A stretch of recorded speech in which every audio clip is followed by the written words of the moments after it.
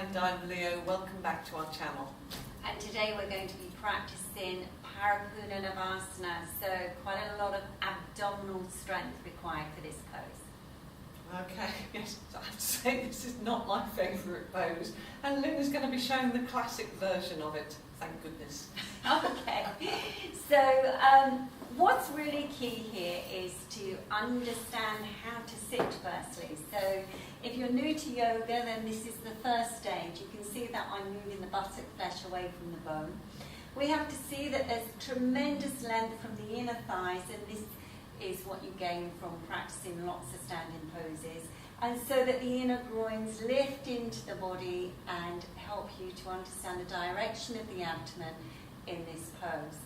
So when you come into Parapunanavasana, we sit very nicely, lifting out of the pelvis. So we have to see that the abdomen at this stage starts to understand how to move back towards the spine. Then when we come back, we've still got to encourage this action to the spine. So you have to imagine that from the inner ankles all the way up through the center of the thighs, you're lifting all the way through the center of the body. So this is quite challenging because then we have to pick up the legs. Now, why it's so important to learn Dandasana, that basic seated position, is so that the legs are active and really long. You increase that measurement of the inner lining of the leg. So when you come up, you go back slightly, lift through the abdomen, and then lift the legs up.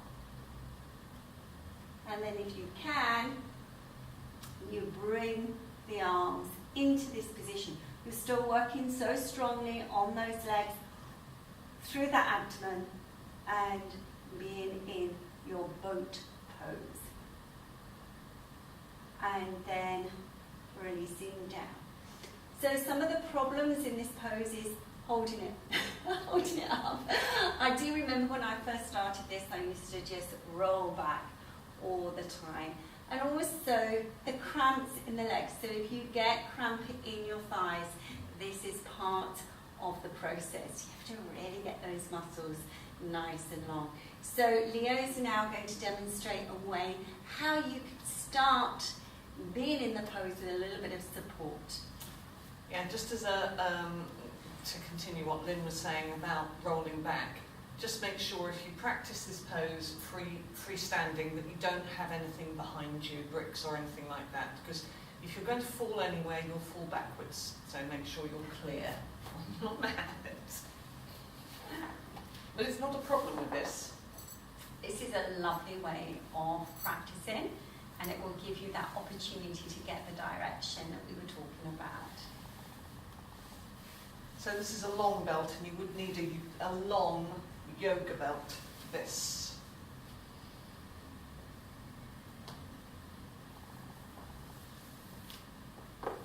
So I'm getting the same actions that Lynn had in her Dandasana. I'm just leaning back and bending the legs slightly, and then you can stretch them out. You can see this belt here is actually under the armpits, it's not round my waist.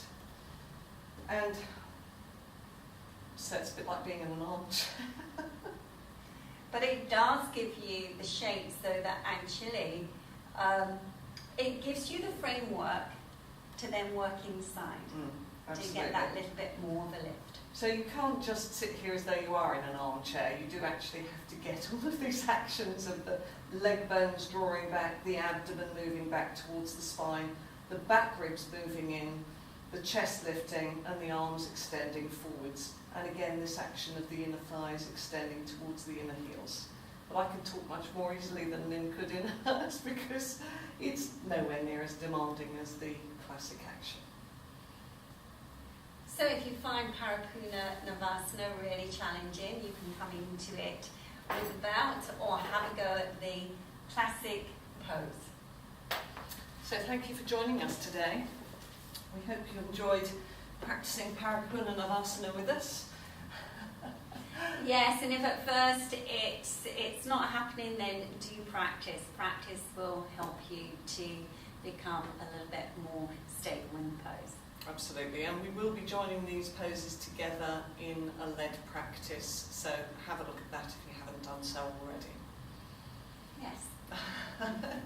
Namaste. Namaste.